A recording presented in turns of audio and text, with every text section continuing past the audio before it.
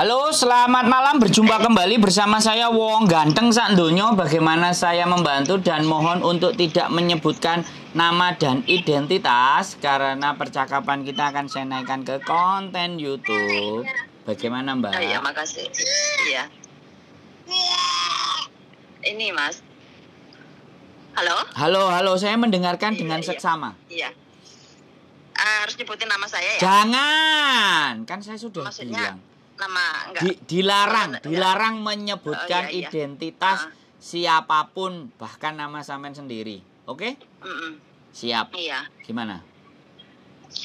Gini, Mas. Dulu kan saya kan pernah ngeplay di Badan Visa kan di sini. Ya. Mungkin ya tanggal gimana? Mungkin berapa tahun? 2 tahun yang lalu. Siap. Terus sampai nunggu sampai 2 tahun, Mas. Misalnya cok jale dewan sih saya kasih mami konten wah. Terus ditolak, Mas. Alasannya katanya saya pernah di Lowu dengan alasan soalnya nggak pernah di penjara, Mas. Terus. Terus alasannya begitu. Terus aku bilang kena di penjara karena apa? Karena sehari dulu kan pernah ketangkap bekerja karena pakai KTP saya itu pakai KTP palsu gitu. Oke. Terus tapi kan kasus saya yang maksudnya pakai KTP palsu itu kan udah berlalu hampir lebih dari 5 tahun. Ya, terus? Ya begitu. Terus ada suatu saya pernah dibantu oleh ini emang yang di yang di Yaumate itu. Alasannya juga begitu dan mereka juga bilang, "Lah iya kenapa kok mereka menolak gitu di Medan? Soalnya kan kamu kan case kamu yang maksudnya yang bermasalah itu kan udah berlalu 5 sampai 6 tahun yang lalu. Terus dalam kurun waktu ini kan kamu nggak ada masalah lagi tuh iyo." Jadi saya nggak tahu. Ya begitu. Terus saya terus ini kan saya udah berhenti mau play lagi juga saya masih mau nanya-nanya dulu soalnya kan ya kasusnya kayak gitu itu alasannya gitu itu loh, Mas. Soalnya masalah dari saya gitu bukan dari suami saya. Nggak tahu bagaimana menurut Mas Sandro itu masih ada solusi masih ada kesempatan saya untuk mengeplay visa dependent nunggu anak saya umur berapa? Katanya ada yang bilang begini, iya memang itu katanya udah nggak bisa. Ntar bisanya lagi itu nunggu anak kamu umur sampai maksudnya sekarang kan udah mereka punya KTP kan yang belum ada fotonya gitu, nunggu mereka umur berapa 16 tahun atau berapa tahun itu baru bisa gitu loh, Mas. Nah, sekarang statusnya sampean apa berarti? Status saya paper. Oke. Jadi tapi hubungan sama suami aman? Ya aman. Iya, nggak ada masalah apapun. Nah, terus anak sampean 1 apa 2? Anak saya 2. Oh. Jadi kalau sampean mau berusaha apply lagi, yang maju suami. Halo? Halo ya. Yang maju suami sampean, yang memohon ke mereka ke imigrasi. Kalau kemarin waktu apply yang nyodorin siapa? Yang garantorin suami saya. Enggak yang nyodorin, yang ngurus. Oh, yang kadang-kadang saya kadang-kadang bareng sama suami saya gitu. Tapi yang nyodorin yang masukin pertama kali dokumen saya. Oke. Mas. Dicoba lagi yang nyodorin suami dan suami bikin keterangan bahwa saya butuh istri saya ini untuk bisa dapat dependen karena suatu saat kami akan jalan-jalan ABCD bla bla bla bla. Saya mohon untuk officer atau sir. Jadi dia bikin surat pernyataan khusus, pernyataan sendiri untuk memohon agar sampean kan sebagai ibunya kan ada juga akte lahirnya anaknya sampean. Nah, siapa tahu nanti sekarang sudah berbeda akhirnya dan juga melihat anak sampean 2 kadang-kadang juga butuh jalan-jalan ke luar negeri dan ABCD, siapa tahu kan kayak gitu. Sampean coba lagi nggak apa-apa, kesempatan kedua dicoba terus disampaikan dan yang maju semuanya suaminya bukan sampean lagi, yang menyodorkan suaminya, yang memohon suaminya, yang meminta suaminya. Lah, suami sampean KTP terus bekerja. Iya Mas. Bekerja di government atau wirausaha? Dia kerja di restoran. Oh. Jadi ada MPF-nya kan, ada bayarnya juga kan? Apanya Mas? Ada MPF, bayar pajak. Iya bayar juga. Nah, makanya nanti diusahakan suami sampean yang maju lagi kesempatan berikutnya. Jadi dia membuat surat, ya, surat sendiri khusus untuk meminta bahwa kadang-kadang saya membutuhkan anak-anak saya untuk jalan-jalan ke luar negeri dan ditemani istri saya karena saya harus bekerja mencari uang. Kan kayak gitu kan juga bisa alasan. Bisa, karena anak saya nggak mungkin akan pergi kemana-mana terus tidak ada yang mengawasi sedangkan saya harus bekerja. Intinya membuat alasan itu yang logis dan masuk akal agar bisa diterima. Oh begitu. Iya. Karena sekali lagi menurut saya ya memang sampean pernah punya catatan, rekor dan bagus. Tapi kalau yang memohon suami sampean kan beda. Iya. Atau sampean bikin surat pernyataan bahwa saya tidak akan mengulangi lagi perbuatan itu dan saya mengakui bersalah ABCD dan bla bla bla bla bla. Seperti itu kan bisa jadi nanti ketika sampean sudah kan kasusnya sudah selesai terus ada pengampunan dan siapa tahu sampean mulai dikasih dependent visa. Sekali lagi bisa kita coba. Dan saya cuman berpikir bahwa Hong Kong itu memang positive thinking menurut saya. Asalkan term and condition, jadi persyaratannya atau dasar-dasar permohonannya itu logis dan masuk akal. Jadi seperti itu. Ya kan suatu ketika kan nanti ada kepentingan anak saya barangkali kuliah ke UK dan itu yang menulisnya adalah suami sampean. Jadi sebagai pemohon adalah orang yang ber-KTP Hong Kong. Dan saya ibaratnya ada juga saya akan mengatur istri saya supaya tidak melawan hukum. Saya akan menasihati istri saya. Dan saya yang menggaransi saya bisa menata istri saya untuk tidak melakukan tindak kriminal dalam bentuk apapun. Kan bisa kayak gitu kan? Bikin lagi surat pernyataan. Ya kan, karena dulu 2 tahun pernah masuk dan digagalin kan siapa tahu. Kalau memang ada rezeki dan ternyata sampean juga berbuat baik, tidak ada masalah kan ya siapa tahu. Ya, apapun kan boleh dicoba. Lagian kan tidak merugikan siapapun dan kita kan berusaha seperti itu kan untuk anak kita. Mau gak mau kan itu kan anak-anak lahir di Hong Kong itu generasi penerus Hong Kong. Kalau mereka konsen, mereka paham ini ibunya. Jadi apapun juga tergantung dari ibunya untuk didik anak ini gitu. Karena kesalahan satu seret aja kan catatan itu nggak bisa hilang gitu loh Mbak. Iya, makanya nggak apa-apa dicoba saja dan kita sambil berdoa ya mudah-mudahan ada jalan dan suami sampean juga mau. Yang jelas pasti keluarga kan. Pasti saling mendukung kan. Saya seneng kalau ada yang cerita kayak sampean kayak gini kan. Artinya pengalaman baru.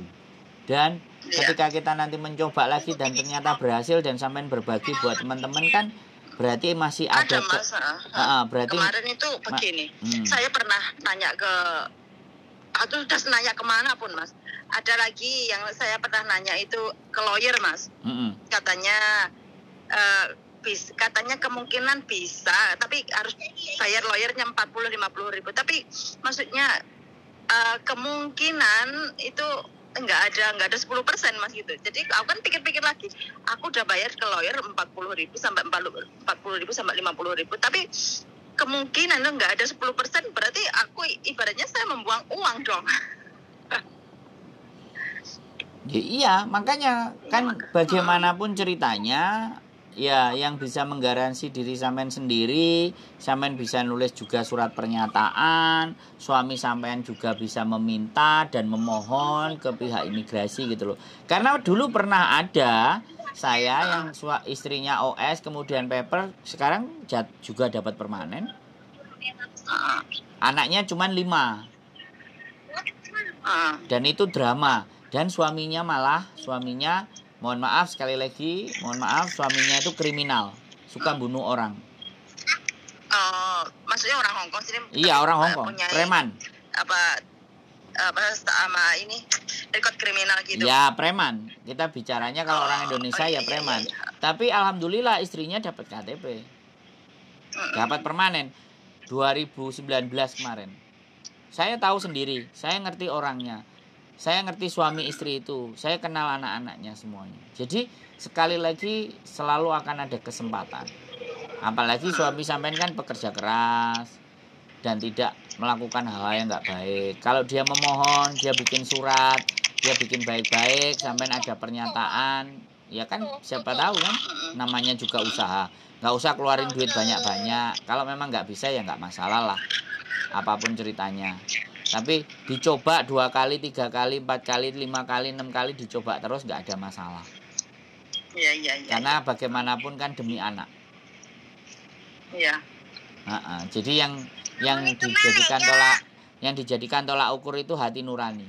Hong Kong masih punya hati nurani. Dan sos. Iya. Oke? Iya. Ada lagi kira-kira yang mau dibahas? Iya Mas, kenapa? Ya ada lagi yang mau dibahas? Ya maksudnya kan yang utama itu kita ngasih pernyataan, suami saya harus ngasih surat pernyataan begini, terus saya juga harus menulis surat pernyataan sendiri, begitu ya, dilampirkan gitu. Terus intinya kan permohonan. Jadi persyaratannya kan banyak banget lah Mas itu. Jadi kan selain daripada persyaratan sama dokumen-dokumen itu harus kita lampirkan pernyataan dari suami dan pernyataan dari diri saya sendiri gitu ya. Iya, jadi memohon. Jadi dia datang, kemudian bikin surat, terus memohon. Ya, awalnya memohon. Kira-kira untuk agar supaya istriku dapat dependen, biar bisa ngajak anak-anakku jalan atau mungkin sekolah di luar negeri untuk balik ke Hong Kong, kan saya nggak mungkin bisa karena saya kerja. Boleh nggak surat saya diberikan keringanan, saya diberikan bantuan, atau saya ditolong kayak gitu ya. Jadi kita memohon gitu pihak imigrasi. Itu suami sampean. Jadi yang berjuang suami sampean. Iya. Harus suami sampean yang berjuang, nggak boleh sampean yang maju. Terus kalau dia bilang, ya sudah, besok istrimu suruh ke sini gini, harus dilengkapi ini begitu. Oke, ya sudah jalanin. Jadi pertama itu suami saya harus datang ke sana dulu sambil membawa surat permohonan gitu aja dulu ya Bang. Ya, jadi ngomong, aku itu berkeluarga, aku tuh punya anak 2, aku punya istri gitu kan. Istriku begini, dari dulu kita apply nggak masuk, kita udah pernah nyoba. Kira-kira ada kesempatan nggak buat istri saya harus melakukan apa supaya kalian mau memberikan istri saya untuk dependent visa. Saya kepingin anak-anak saya juga pinter suatu ketika kalau ada yang sekolah ke luar negeri atau sekedar jalan-jalan kan mereka bisa jalan-jalan. Saya cukup bekerja aja, saya nggak bisa nungguin, kan kayak gitu tuh. Sampean kan ngerti kan, ketik bahasa saya seperti ini kan sampean ngerti maksudnya nanti akan seperti apa kan, sampean bisa memahami kan dan menceritakan ke suami kan. Ini kan bagian dari usaha yang nggak perlu mengeluarkan uang gitu loh, ngerti kan? Kalau justru kita sodorin uang dan semuanya, Hong Kong itu kan nggak kayak gitu. Paham nggak? Pengacara apa semuanya Hong Kong itu kan nggak korup. Iya. Tapi dia pakai hati. Buktinya iya. sampean punya anak 2, sampean masih diizinkan tinggal walaupun sampean minta paper. Saya nggak ngerti papernya sampean itu setelah punya suami apa sebelum punya suami sampean sudah paper, kan itu persoalannya. Sebelum saya nikah saya udah paper. Nah, di situ kan persoalannya. Berarti kalau sampean yang maju sendiri ya nggak dihargai karena sampean sendiri sudah memutuskan untuk paper. Tapi kalau suami sampean yang maju, nah itu bisa jadi pertimbangan gitu. Iya. Pada prinsipnya karena saya ada cerita 4 orang ya memang paper tapi bisa dapat dependent visa dia dapat. Yang sudah terbukti permanen 1. saya sudah tahu sendiri. Anaknya 5. Ya itu tadi yang saya ceritakan. Jadi menengok dan melihat kasus itu kan, nah jadi kalau Hongkong itu jangan diantem uang. Hongkong nggak butuh uang kita. Hongkong itu butuh kita taat, patuh, teratur, mereka atur, kita bisa. Nah, Hongkong itu butuh begitu. Iya. Siap? Terus ada lagi Mas. Gimana? Saya itu pernah nanya sama itu ada juga mungkin ya juga YouTuber Mas. YouTuber di Hongkong juga itu namanya KC siapa? Pernah sekali aku telepon itu. KC Yuni. Ya, terus? Pernah dengar nggak? Ya. Nah, saya juga saya cerita sama gitu, saya juga cerita sama dengan yang saya cerita sama Mas Andro. Siap. Terus dia bilang begini, ya emang soalnya karena kamu kan pernah punya kriminal dengan KTP palsu, jadi ya mungkin itu kemungkinan besar ya maksudnya sulit gitu. Terus aku kan jadi mau mencoba lagi itu kan nyali saya kan udah nggak ini Mas gitu loh. Terus katanya dia bilang, KC Yuni bilang, ya mungkin itu kamu kesempatannya masih ada, tapi nunggu anak kamu gitu loh, yang garantorin anak kamu, bukan suami kamu gitu. Jadi kan dari situ saya udah nggak punya nyali. Terus kemarin ada teman saya itu, WA ke saya, soalnya teman saya itu pernah juga Mas Andro yang bantu gitu, dia mau pulang ke Indonesia, terus dia kan lagi ngurus dokumen di Kolon B, terus dia kan kemarin WA ke aku, Mbak, kenapa sampai pernah nggak nge-apply visa dependent? Aku udah pernah tapi alasannya begini-gini. Coba KC nge-apply lagi, minta bantuan sama Mas Sandro. Soalnya banyak yang dia bantu, dia maksudnya berhasil. Ya udah coba. Terus saya kemarin minta nomor WA-nya Mas Sandro sama teman saya. Bagi saya nggak ada masalah, tetapi sekali lagi ya saya menjadi manusia selalu berpikir ada hal yang baik yang bisa akan kita terima, tetapi semuanya butuh jalan dan proses. Dan sekali lagi saya tidak pernah menjanjikan apapun ya dalam pembicaraan ini, tetapi tidak ada salahnya kita mencoba hal-hal yang baru. Ya kan? Itu kalau saya prinsipnya, karena saya nggak mau orang yang mati gaya. Saya harus punya banyak gaya. Yang jelas, yang penting gaya saya tidak menyakiti orang lain. Yang penting gaya saya banyak membantu orang, kan seperti itu. Anaknya nggak bisa bahasa Indonesia? Ya 99% bahasa sini. Biasanya cuma kayak saya ngomong sama dia makan. Kadang telepon sama keluarga ibu saya di Indonesia itu, assalamualaikum mbah gitu. Ya diajari lah. Ya diajari dikit lah. Kan dia campuran anaknya orang Indonesia sama Hongkong. Ya sampean ajari mumpung masih kecil. Bahwa sampean orang Indonesia, saya sampean dulu bagaimana dan seperti apa, kan boleh.